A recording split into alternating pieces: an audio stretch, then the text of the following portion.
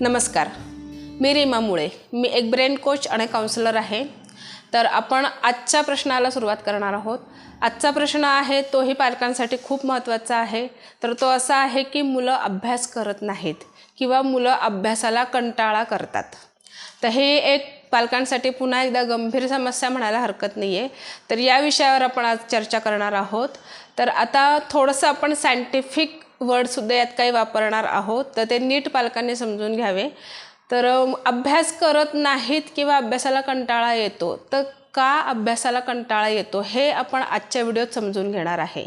तर आपण जर थोडंसं मेंदूच्या बाजूने विचार केला तर आपल्या शरीरात मेंदू हा असा भाग आहे की जो आपल्याला सक्सेस मिळवून देतो किंवा अभ्यासासाठी सुद्धा मेंदूची गरज जास्तीत जास्त मुलांना असते.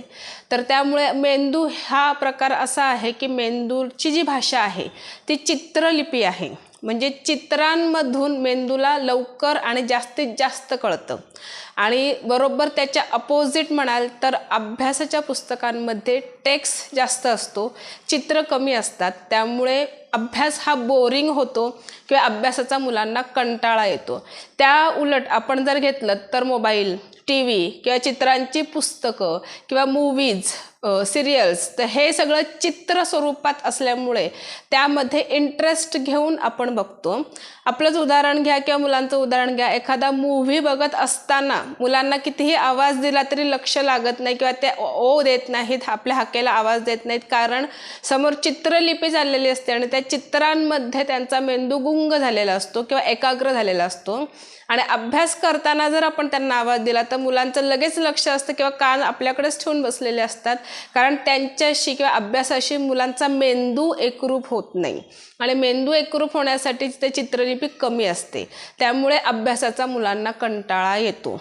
तर खरं सायंटिफिक कारण हेच आहे की मेंदूशी भाषा जी आहे ही अभ्यासामध्ये नाही आहे आणि अभ्यास बोरिंग आहे, त्यामुळे मुलं त्याच्यात कंटाळा करतात. तर आपण हेच समजून घेणार आहे आज की अभ्यासाला इंटरेस्टिंग कसं बनवायचं. अभ्यासाला इंटरेस्टिंग बनवल्यामुळे मुलं जास्तीत जास्त अभ्यासाकडे जातील किंवा अभ्यासाला कंटाळा करणार नाहीत. आता इंटरेस्ट का महत्त्वाचं आहे तर एक छोटंसं उदाहरण देते की समजा आपण 4-5 जणांच्या ग्रुपमध्ये एक गप्पा मारण्यासाठी बसलोय. आता गप्पा मारता मारता तिथं जो विषय चालू आहे त्या विषयाशी आपल्याला इंटरेस्ट नाही आहे, तर आपण तिथं जास्त वेळ बसू का? तर ऑब्व्हियसली याचं उत्तर असणार आहे नाही. आपल्याला जर त्या विषयात इंटरेस्ट नसेल तर आपण तिथं लवकर तिथून सटकण्याचा मार्ग शोधतो. पण त्याच्या उलट जर त्या विषयाशी आपल्याला इंटरेस्ट असेल तर आपण तिथं जास्तीत जास्त बोलायचा प्रयत्न करत असतो आणि जास्तीत जास्त वेळ आपण त्या ग्रुपमध्ये चर्चा करतो किंवा गप्पा मारायला बसतो. तसाच प्रकार आहे की कुठलीही गोष्ट करत असताना इंटरेस्ट खूप महत्त्वाचा असतो. त्यामुळे सुरुवातीला अभ्यासाचा इंटरेस्ट मुलांना निर्माण करायचा आहे, ही पहिली स्टेप आहे. इंटरेस्ट निर्माण करण्यासाठी काही टिप्स आहेत, त्या मी पुढच्या भागात सांगणार आहेत. दुसरं, इंटरेस्ट निर्माण झाल्यामुळे अभ्यासाचा मुलांचा कंटाळा खूप सारा कमी होईल. दुसरं, गरज ही अशी गोष्ट आहे की गरजेमुळे कुठल्याही गोष्टी केल्या जातात. तर अभ्यास ह्याची गरज मुलांना निर्माण करून द्यायची आहे पालकांनी, कारण अभ्यासाची गरज मुलांना वाटतच नाही. अभ्यास का महत्त्वाचा आहे किंवा तो माझ्यासाठी म्हणजे पालकांसाठी, शिक्षकांसाठी किंवा इतर कोणासाठी नसून तुमच्या स्वतःसाठी अभ्यास आहे हे जोपर्यंत मुलांना पटत नाही किंवा त्याची गरज निर्माण होत नाही तोपर्यंत मुलं अभ्यास करणार नाही आहेत. त्यामुळे मुलांना गरज निर्माण करून द्यायची अभ्यासाची. त्याचं एक छोटं उदाहरण देते हे पटण्यासाठी. समजा तुम्ही बाहेरून उन्हातून घरात आलात आणि समोर पाण्याची बॉटल दिसली तर तुम्ही ते गटागटा प्याल, कारण तुम्हाला त्यावेळी पाण्याची गरज आहे म्हणून तुम्ही ती प्याल. पण तुम्ही निवांत एसीत बसून टी व्ही बघताय आणि समोर पाण्याची बॉटल कोणी आणून ठेवलीत तर त्यावेळी तुम्ही ते पाणी घेणार नाहीत, कारण त्यावेळेला तुम्हाला पाण्याची गरज नाही आहे. तर हा एक गरजेचा छोटंसं उदाहरण देऊन मी समजवलेलं आहे की गरज असेल तरच आपण ते कृत्य किंवा ते काम करतो.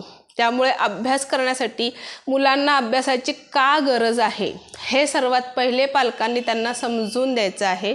गरज निर्माण झाली की तुम्हाला मुलांना सांगावं लागणार नाही आहे की अभ्यास कर.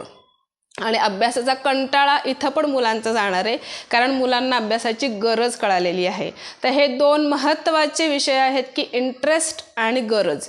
या दोन गोष्टी जरी मुलांना कळाल्या तरी मुलांचा अभ्यासातील कंटाळा हा खूप कमी होईल. तुम्ही नक्की हे करून बघा की मुलांना अभ्यासात इंटरेस्ट कसा येईल याचा प्रयत्न करा आणि मुलांना अभ्यासाची गरज का आहे हे मुलांना समजून सांगा.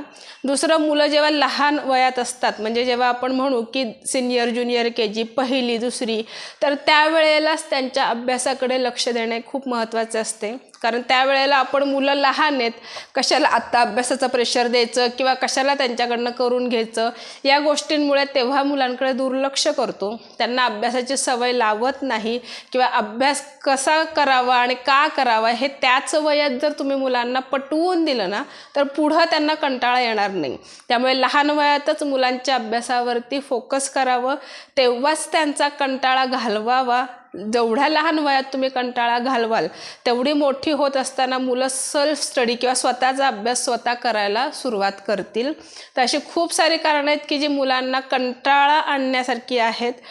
दुसरं, अभ्यास अशी गोष्ट आहे की ज्याच्यामध्ये परीक्षा होतात आणि ते पाठ करून मुलांना लिहायला लागतं. आजकालच्या अभ्यासाची पद्धत अशी की पाठांतर म्हणजे घोकंपट्टी, म्हणजे सतत ती गोष्ट वाचणे आणि वाचून वाचून लक्षात ठेवणे ही घोकंपट्टी मुलं आज करतात. मुलांना हे समजून द्या की तो विषय किंवा तो जो अभ्यास आहे तो आधी समजून घ्या. अभ्यास समजून घेतल्यानंतर घोकंपट्टी लागत नाही. समजून घेतलेला कुठलाही भाग हा स्वतःच्या भाषेत लिहिता येतो. त्यामुळे अभ्यास समजून घेण्याची ही गरज मुलांना समजून सांगा तुम्ही की समजून घेण्याने काय होईल, घोकंपट्टीने काय होईल. अभ्यास समजून घेतल्याने तो मुलांच्या जास्त काळ लक्षात राहतो, तर घोकंपट्टी केल्याने तो मुलांच्या 1 ते 2 दिवसात विसरून जातो. त्यामुळे परीक्षा जवळ आली की मग मुलांना टेन्शन येतं, कारण अभ्यास वाढत आहे, वेळ कमी होत आहे, मुलांना वेळ पुरत नाही आहे. आणि दुसरं, अभ्यासाचा कंटाळा येण्याचं आणखीन एक कारण ते म्हणजे तुम्ही मुलांना सतत अभ्यासच देत असाल तरी पण मुलांना कंटाळा येतो. कारण दिवसभर शाळा, त्यानंतर अभ्यासाचे क्लासेस आणि त्यानंतर सेल्फ स्टडी, दिवसभर त्यांचा अभ्यासातच गुंततो आणि सतत एकच गोष्ट करण्यासाठी मुलांनाही काही आपल्यालासुद्धा कंटाळा येतो. त्यामुळे तुम्ही मुलांच्या आवडीनिवडी शोधून काढा. इतर कला आहेत त्यांचे काही थोडेसे क्लासेस त्यांना लावा. मध्ये त्यांना थोडासा वेळ अभ्यासापासून फ्री ठेवा, जेणेकरून त्यांच्या मेंदूला दुसरं काहीतरी मिळाल्यामुळे अभ्यासामध्ये पुन्हा रुची येईल.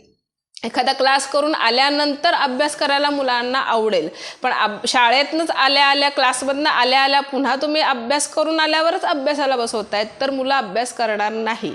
त्यामुळे मध्ये त्यांना मोबाईल वगैरे देण्याच्या ऐवजी तुम्ही त्यांना इतर क्लासेस लावू शकतात. डान्स क्लास आहेत, ॲक्टिंग क्लासेस आहेत, चित्रकलेचे क्लासेस आहेत, खेळाचे क्लासेस आहेत, संस्कार वर्ग आहेत, खूप सारे क्लासेस आज बाजारात अवेलेबल आहेत. तुम्ही तुमच्या पर्यायाने त्यांना कुठलाही क्लास किंवा त्यांच्या आवडीनुसार तुम्ही त्यांना कुठलाही क्लासमध्ये लावू शकता. त्याच्यामुळे थोडं त्यांच्या मेंदूला चार्जिंग मिळतं त्या क्लासेसमुळे आणि ते पुन्हा अभ्यासामध्ये आल्यावरती फ्रेश होतात. तर या पद्धतीने तुम्ही त्यांचा कंटाळा घालवू शकता. त्यामुळे कंटाळा घालवण्याचे जे उपाय मी सांगितलेले आहेत, आता ते करायचे कसे हे आपण बघणार आहोत पुढच्या भागात. नमस्कार.